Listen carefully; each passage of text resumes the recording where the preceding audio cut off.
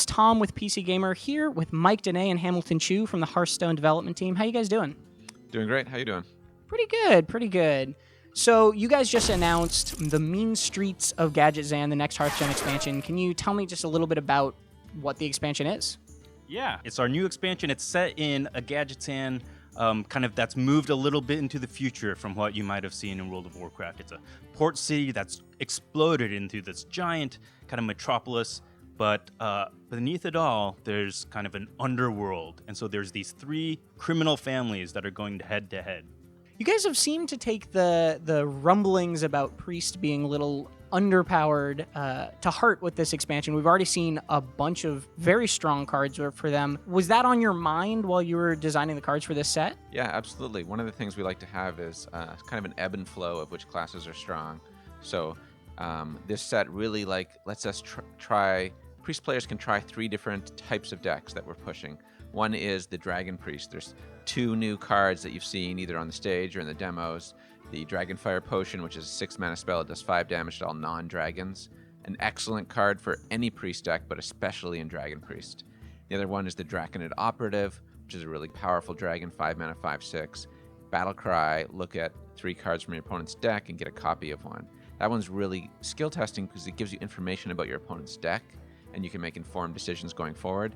Plus, which card you pick is really dependent on the board state and like the matchup and all that stuff. So it's really, really cool skill testing card. I mentioned there was 3 types of Priest decks. So the second type is the no duplicates deck. We've shown Kazakus, who goes in Priest along with Mage and Warlock because he's a tri-class card, and he's very powerful, and he lets you build a Reno Priest deck with Kazakus and Reno. And the third type is my favorite type of Priest deck. It's kind of the tricky Priest deck. We showed off the Madness Potion, which is a 1 mana spell. Take control of a minion with 2 or less attack until end of turn. So that's a really good one if you can steal an opponent's minion. Maybe you have a Wild Pyromancer out for extra shenanigans.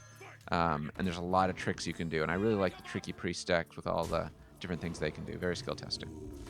And you mentioned the ebb and flow, but are you worried at all about over-tuning Priest now and having it be what everyone complains about instead of Shaman on the ladder? Well, one of the things happening now is Standard's going to change 4 months after this comes out. It's not going to change with the release of Mean Streets of Gadgetzan, but whenever the next set, after that is. So the Dragon deck will be really strong for a while, but then Blackrock Mountain moves into Wild, and the Dragon deck will still be great in Wild, and probably some people will follow it there. But in Standard, the Dragon deck will suddenly be a lot less powerful. So things like that means, hey, let's make something really good. Let's make, Reno Jackson really good. And people have always wanted to have a really powerful Priest Dragon deck. You see all the time people like Brian Kilber trying to win with it on ladder, and that, I love Dragon decks, and we really want to deliver on what people want. Like, that looks really fun. I would love to have that work. Let's make it work. And you mentioned the tri-class cards, which are, it seems like a very big change to the game and to deck building. What made you want to group classes into groups of 3 like that? The groups of classes is very much a flavor-driven thing. We really want you to get attached to the 3 gangs and how they work. And the Jade Lotus is really cool because they have these stealthy assassin-type guys. The Grimy Goons are really cool because they have the powerful Brute Enforcer-type guys. And the Cabal is really cool because they have these magical, tricky spellcasting type guys.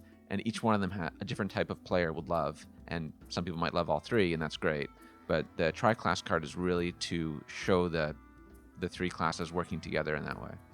What does it allow you to do, adding this mechanic, allow you to do in terms of card design and like what you can add to the game? Is there anything that you couldn't have done previously that you're now excited about doing? Let's just do things that would make sense for 3 classes. Kazakus is the new legendary we announced, to the leader of the Cabal. He lets you create your own potion, which is really cool, and it makes sense for the spellcasting heavy classes, the Priest, Mage, Warlock. But it doesn't make sense for like all 9 classes. It doesn't really make sense for Warrior the way he's designed and built. So I think it's a good fit doing stuff like that. And on Kazakus, he's definitely the craziest card we've seen so far. It's insane how many different combinations. I was playing it earlier today, and I got an AoE board clear and then also summoning back dead minions, and it was exactly what I needed in that situation. Can you just tell me a little bit about kind of what went into his design?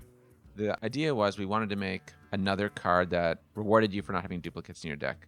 The Reno Jackson deck is something that people have always loved, and we wanted to make sure before it moved to Wild, there was a very good version of it in Standard.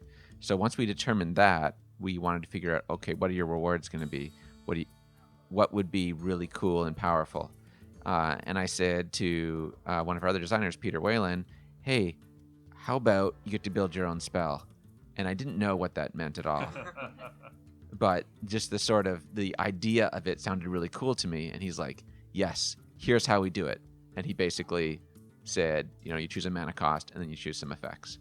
And right there, he was born. And everybody who saw him after that loved him. We iterated a lot on the very specifics of it. We play tested a lot. The effects team did an amazing job on all the different visual effects.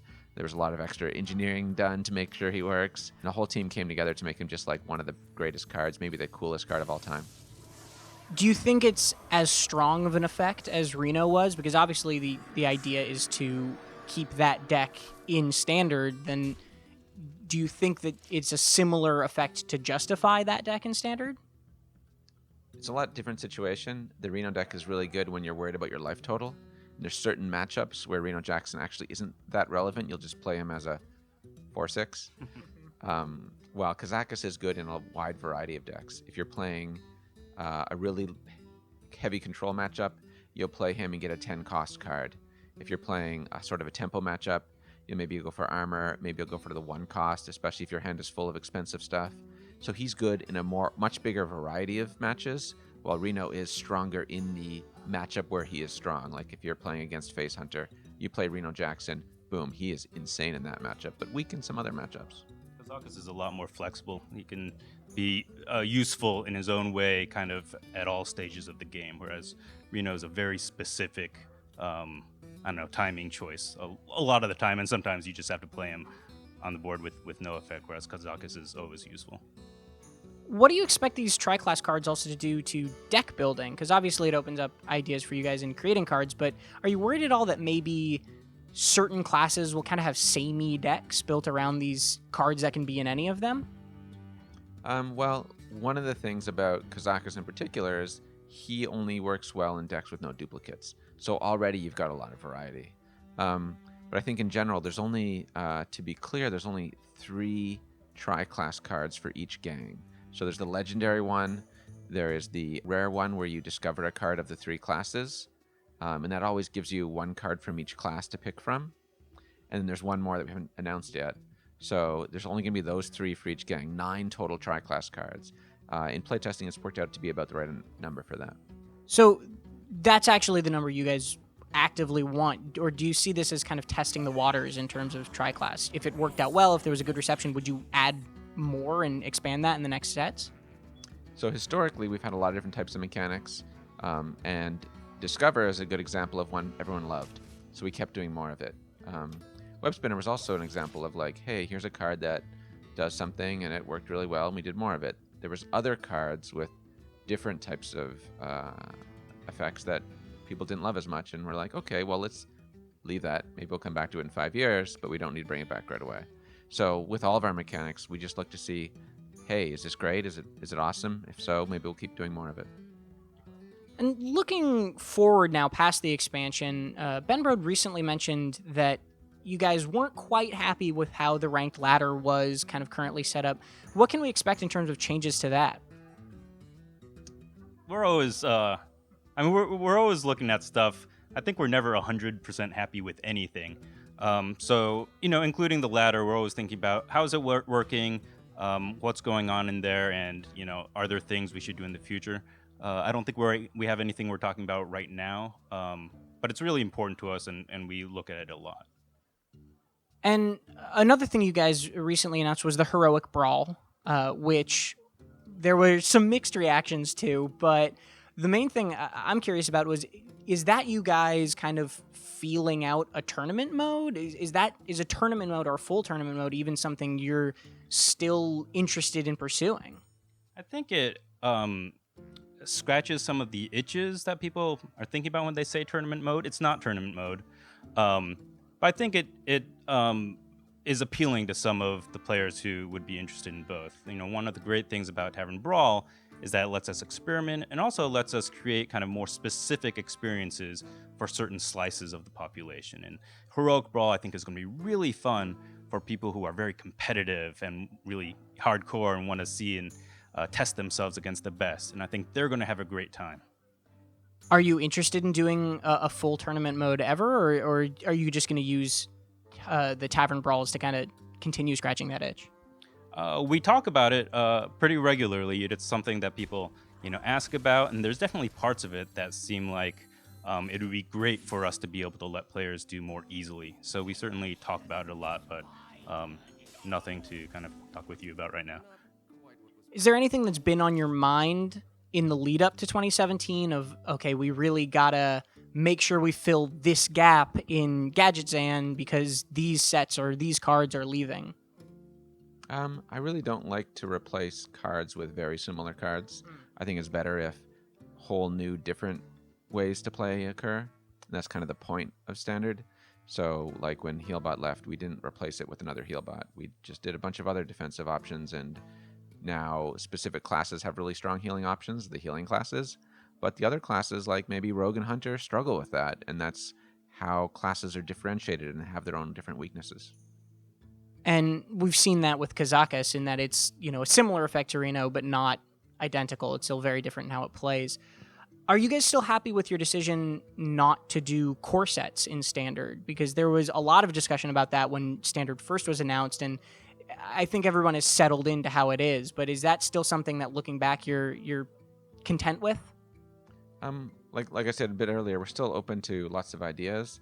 The great thing about the core set is if a player, say, stops playing for a while and comes back, a huge part of his cards, all of his classic collection, is still there, still works the same way. You can build a pretty good deck with that, and I think that's really valuable to a lot of our audience.